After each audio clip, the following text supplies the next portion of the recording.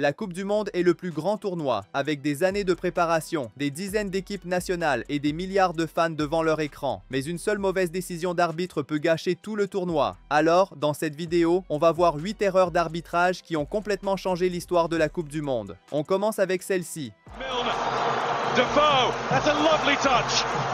Lampard! Brilliant! It was in now! That surely crossed the line! En phase à élimination directe de la Coupe du Monde 2010, l'Angleterre affrontait l'Allemagne, dans un match qui suscitait d'énormes attentes. C'était en 8e de finale, où l'Allemagne a démarré très fort, marquant 2 fois de suite. Mais ensuite, l'Angleterre est rentrée dans le match, réduisant l'écart d'une tête, 2-1. Et puis, seulement 2 minutes plus tard... Lovely touch.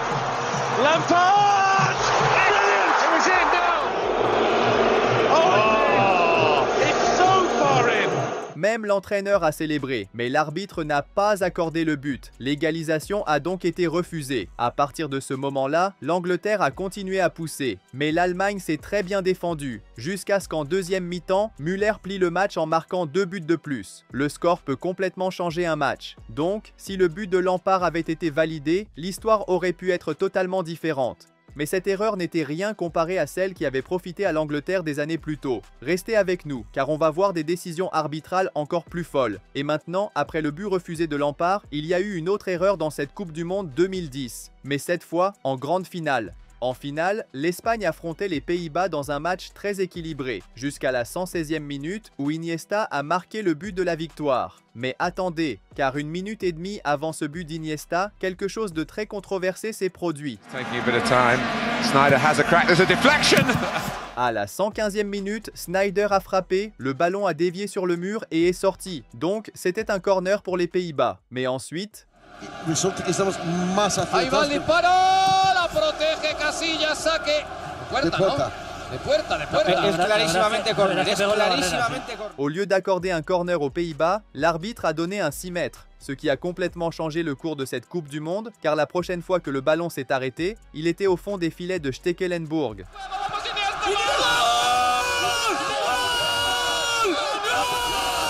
Les Néerlandais ont énormément protesté. Bien sûr, la responsabilité du but encaissé leur appartenait, mais si l'arbitre avait accordé le corner, cette action, qui a mené au but, n'aurait probablement jamais eu lieu. Mais ce match a encore connu une autre grosse erreur d'arbitrage, cette fois en faveur des Pays-Bas. Toujours en première mi-temps, les Néerlandais ont commencé à multiplier les fautes. Mais à la 27e minute, il y a eu une faute qui a franchi la limite.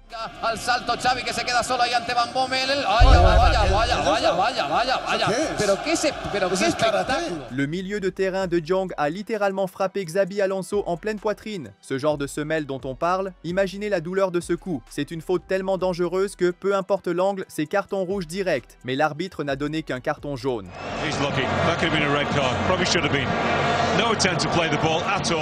À la 27e minute, les Pays-Bas auraient dû jouer à 10. S'il y avait eu la VAR, l'histoire aurait été différente. Mais si vous pensez que la Coupe du Monde 2010 a eu beaucoup d'erreurs d'arbitrage, cela ne vaut même pas la comparaison avec la Coupe du Monde 2002. En 2002, la Coupe du Monde se déroulait en Corée du Sud et au Japon, où l'une des équipes locales, la Corée du Sud, a atteint les quarts de finale. Ils avaient déjà éliminé l'Italie en 8e de finale avec des décisions très controversées. Mais le pire est arrivé en quart de finale. L'équipe locale affrontait l'Espagne avec des joueurs comme Casillas, Hierro et Morientes. L'Espagne a donc mieux commencé, avec plus d'occasions, mais le score restait 0-0. Jusqu'à ce qu'en seconde période, sur un coup franc, l'Espagne marque enfin, mais l'arbitre a signalé une faute qui n'existait pas. C'était déjà grave, mais finalement, le match est allé en prolongation, où il y a eu une décision encore pire.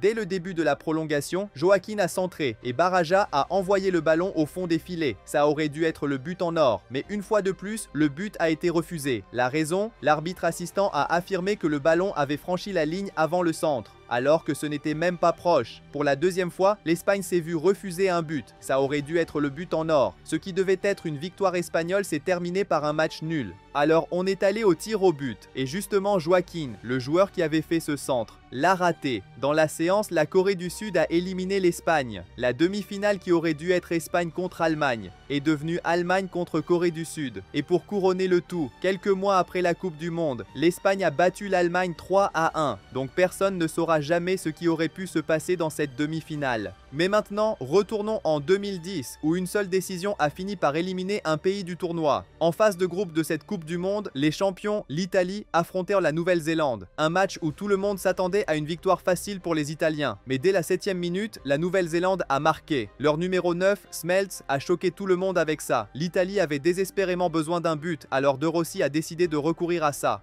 Good spirit here from Italy. And the player goes down. The referee points to the spot.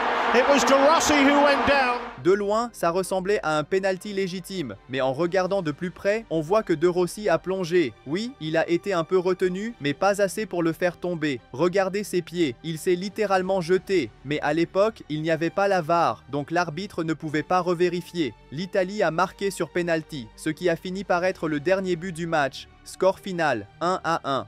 Puis, lors de leur dernier match, la Nouvelle-Zélande a encore fait match nul, terminant avec 3 nuls en 3 rencontres. S'ils avaient battu l'Italie 1-0, la Nouvelle-Zélande se serait qualifiée pour les 8e de finale en terminant 2e du groupe. Mais au lieu de ça, ils ont été éliminés. Mais si ce penalty avait été accordé injustement à la Coupe du Monde 2018, il y a eu un penalty qui aurait pu changer tout le tournoi, mais que l'arbitre n'a pas sifflé. En 2018, l'un des plus grands favoris était le Brésil, qui affrontait une solide équipe de Belgique en quart de finale. Mais le Brésil a été choqué lorsque la Belgique a mené 2-0 en première mi-temps. Le Brésil avait donc besoin de 2 buts pour égaliser, jusqu'au début de la seconde période. Gabriel Jesus. Skipping through, going down. Kompany a percuté Gabriel Jesus, qui est évidemment tombé, une faute claire dans la surface. Mais même après l'avoir revu avec la VAR, l'arbitre n'a pas accordé le penalty. C'était une faute évidente, mais l'arbitre a argumenté que le ballon sortait du terrain, donc il ne l'a pas sifflé. Le problème, c'est qu'au moment du contact de Kompany sur Gabriel, le ballon était encore en jeu. O Kompany falou que foi pênalti. Depois, o De Bruyne falou também. Eu olhei pro juiz e ele falou, foi pênalti. Eu falei, então, só que a bola tava saindo. Eu falei, mas eu ia pegar ele. Tá, mas a bola ia sair.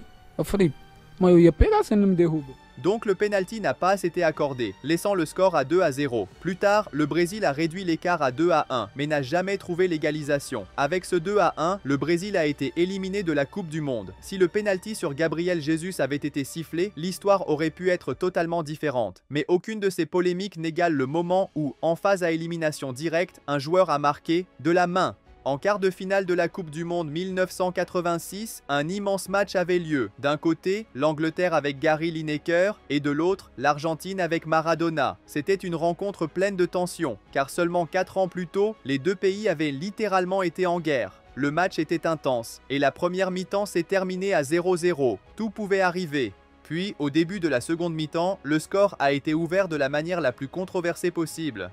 Moving away from Hoddle in the heart of the midfield, it's put back over the top, and Maradona has scored. De loin, ça ressemblait à un but normal. Mais comment un joueur aussi petit que Maradona a-t-il battu le gardien? Eh bien, en utilisant sa main. Il a frappé le ballon avec la main au-dessus du gardien. Les joueurs anglais ont protesté vivement, mais l'arbitre a accordé le but. Le célèbre « la main de Dieu », ce qui aurait dû rester à égalité est devenu un 0. Puis, peu après, Maradona a creusé l'écart avec l'un des buts les plus incroyables de tous les temps. Alors il semblait que l'Argentine allait gagner quoi qu'il arrive, mais ce n'était pas le dernier but du match. À la fin, Gary Lineker a marqué de la tête, portant le score à 2-1. Si le but de Maradona avait été annulé comme il aurait dû l'être, le but de Lineker aurait été l'égalisation, ce qui aurait complètement changé l'histoire de ce match. Imaginez juste si Maradona avait perdu ce match, il n'aurait pas remporté la Coupe du Monde. Mais toutes ces erreurs que l'Angleterre a subies étaient peut-être une sorte de revanche pour ce qui s'était passé en 1966. En 1966, l'Angleterre accueillait le tournoi et atteignait la finale à Wembley, où elle affrontait l'Allemagne de l'Ouest devant 96 000 spectateurs. Le match a donc commencé et l'Allemagne a ouvert le score.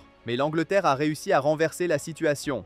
Puis, à la 90e minute, l'Allemagne a de nouveau marqué. Le match est allé en prolongation sur le score de 2-2. Les deux équipes pouvaient encore soulever le trophée jusqu'à ce que l'arbitre prenne la pire décision possible.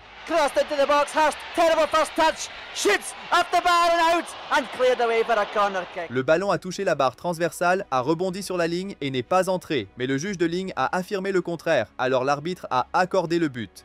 It's a goal.